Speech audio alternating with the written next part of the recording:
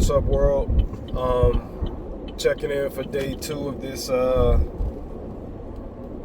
guess, 1,000 unit challenge. I'll figure out a more catchy name for it.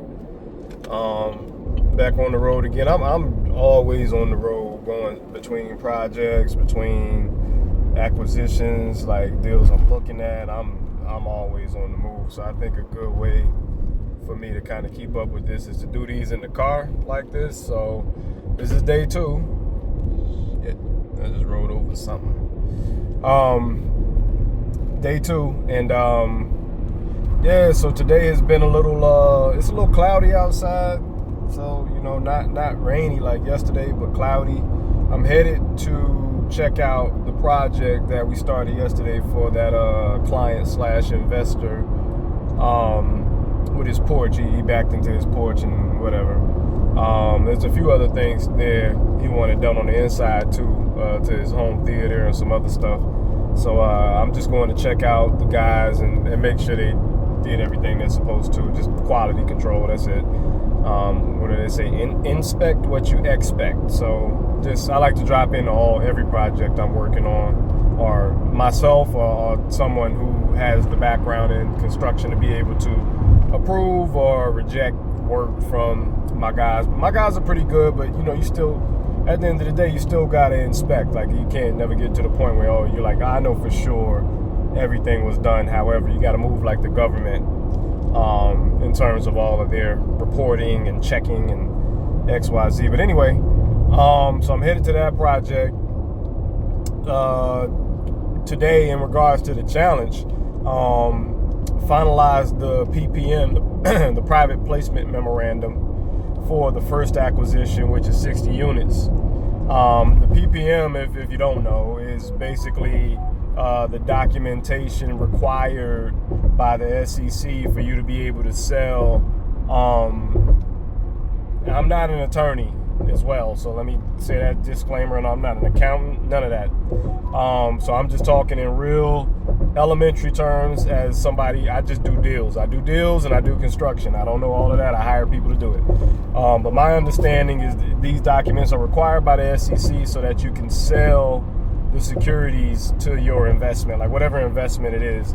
We're doing 506C raise, which is different from a 506B raise, and a lot of this won't mean a lot to people, because you don't need to get that deep into what's going on. But 506C raise allows you to market your raise. So if you're raising capital for your business, your real estate, whatever, you're able to market, like on Facebook or on Google or a billboard, whatever. With a 506B, you're not able to market. It has to be people you already have a relationship with, you already know. You're not able to market, which is very difficult, unless you just have a network already. You kind of already have an understanding of who's going to invest. Plus, you can't raise as much money with a 506B. I mean, there's a place for all of it, and there's different types of funds, but we're doing a 506C, accredited investors only.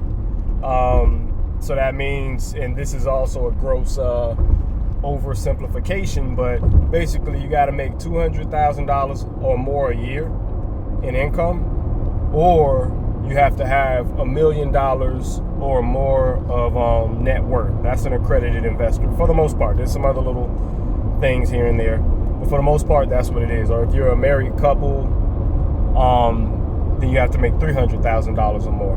And in that net worth requirement, the milli, you can't include your primary residence, so that doesn't count. So that excludes a lot of people. Like, when you think about it, it excludes a lot of people. I think it's a very interesting way that they kind of did that. It goes to show that your home, your primary home, is not necessarily an investment or an asset. I know that's been kind of a big argument over the past, few years or whatever. And my mentor Grant Cardone is one of the guys who definitely kind of brought that. Well, I would say Robert Kiyosaki is the first person I heard say that in his book, Rich Dad Poor Dad, to help me understand what an asset is. But your primary home is not an asset because it's not producing income for you. Like, assets produce income. I understand that it goes up in value, blah, blah, blah, blah. It's like a savings account more than anything.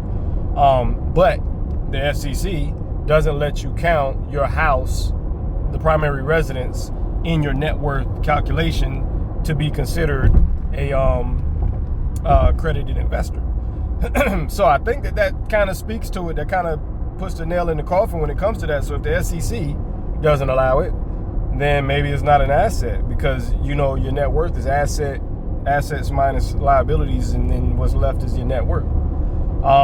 Anyway, so we're doing a 506c raise, and today I finalized the draft of the PPM. The PPM is basically like a business plan. It's the legal documents that allow you to raise capital for the 506c, and you need one for a 506b too. And these are like codes in the Securities Exchange Act or something like that. Like it gets real complicated. That's why you need a securities attorney. But so they put it together. I helped them, and I basically put the details of the business in the PPM. We collaborated, and we finalized that. So that's a big step. Like that means that now you're ready for people to start signing paperwork and investing in the property if they're ready to. And we're actively raising, we're actively under contract, we're in due diligence right now, finishing up that. We're actually doing a Freddie Mac assumption on this one, loan assumption. They take a little bit of time, anywhere from about 90 to 120 days. We're probably about 30 to 60 days into that. There's still some things that have to be done. I don't know how this shutdown is going to affect things. Freddie Mac and Fannie Mae are basically, they're not like government departments, but you might as well say that they are. I know Trump is talking about taking them private or something like that, but or going doing something different with the structure of them. But right now, they're heavily influenced by government funding. So that may be a hindrance in terms of having our application move through the process and complete it on their end. Hopefully not, but we'll see. We'll keep pushing either way. I did have a call yesterday with the loan, the debt partner on the 163 unit deal that we're doing, and I forgot to capture it on. It's kind of hard because I'm on the phone. How do I record that? I'd have to have another device. But anyway, good call, preliminary call, just talking about the next steps, immediate needs to get to the next point. This is a pretty big loan. It's about $15 million to purchase the property. The total cost is somewhere around about $20 million. So we're going to be raising $5 million to make up that gap. We have a CDFI that we're working with on that right now. We're still in the early phases. Like I say, don't expect that one to close until about March or April. But that's 223-ish, units right now under contract that I'm pushing through.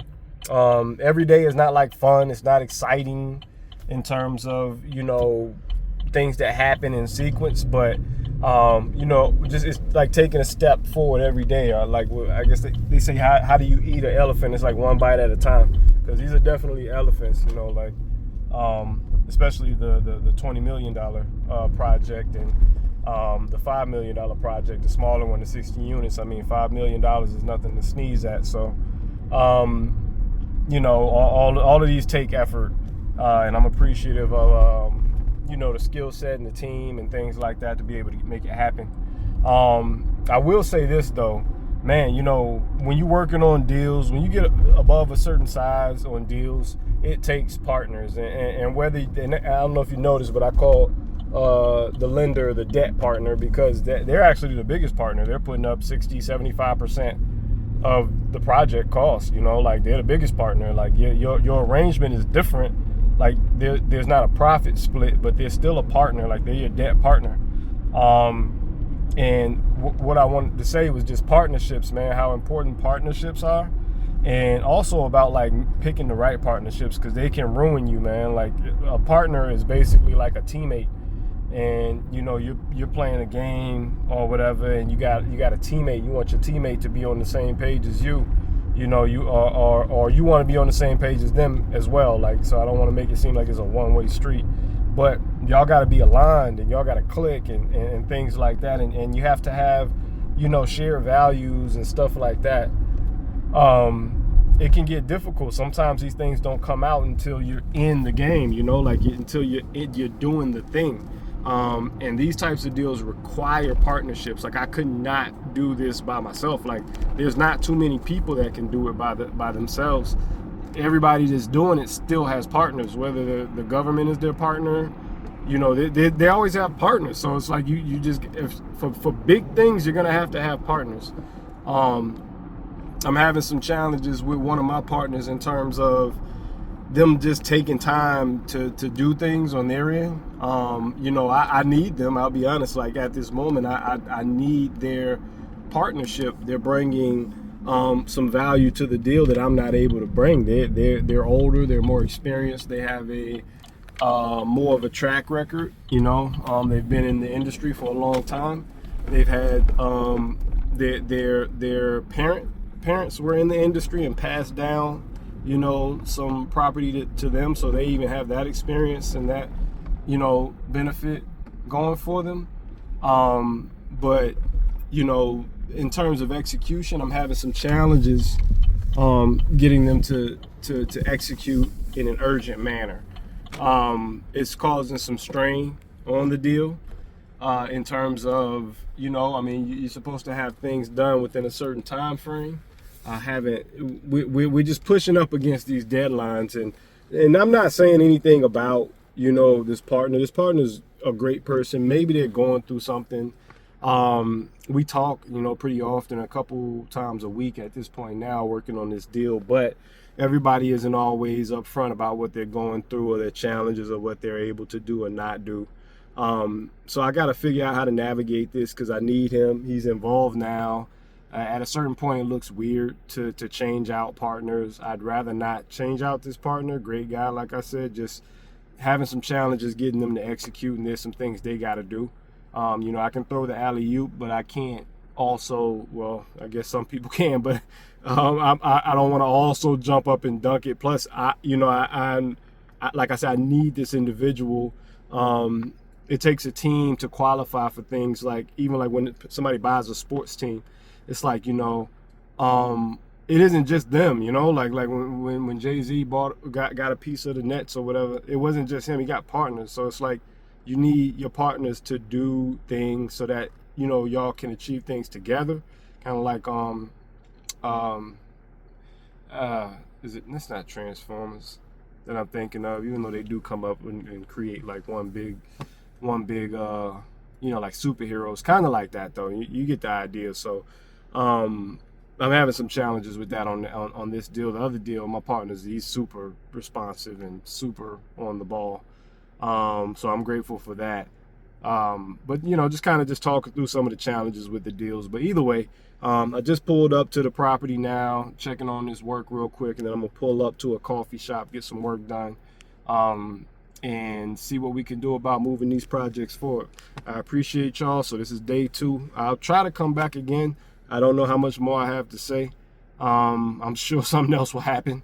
There's some emails I just got that I need to read that didn't look too good in terms of some zoning and some permit related stuff. But either way, we push through it, we get it done. That's the value that I bring. So I appreciate the opportunity to you know, prove myself.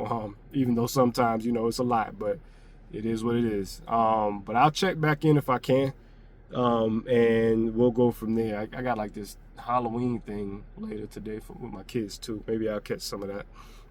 I got 6 kids, so they're a big part of my life and where I allocate, you know, time to. But anyway, so I'll check back in, guys. Appreciate it.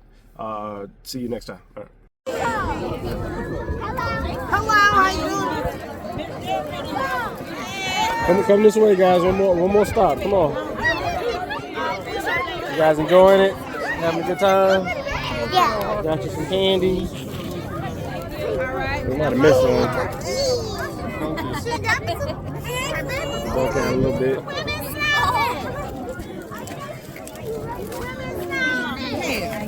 Candy, There you go.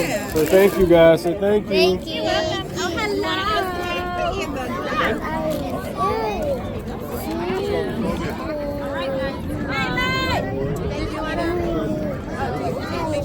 No, I'm video taping, recording. That's it. Just getting a little tail in. Oh, that's good. We good though? That's it. We did it, right?